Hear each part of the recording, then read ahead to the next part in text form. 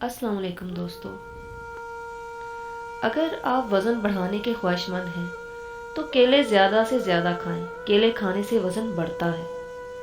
صبح سویرے نہار منہ پانی پیا کریں، اس سے پرانا قبض دور ہو جاتا ہے۔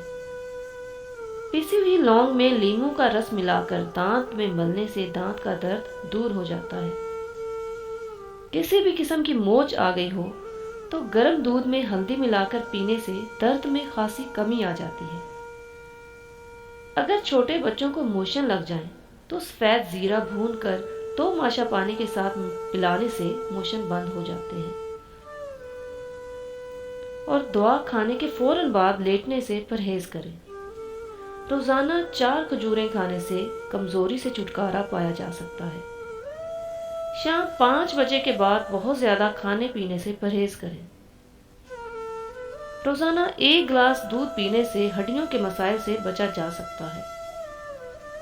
روزانہ 1 لیمو کھانے سے موٹاپے سے بچا جا سکتا ہے۔ روزانہ 5 بادام کھانے سے کینسر سے بچا جا سکتا ہے۔ پانی کا استعمال صبح کے وقت زیادہ اور شام کے وقت کم کریں۔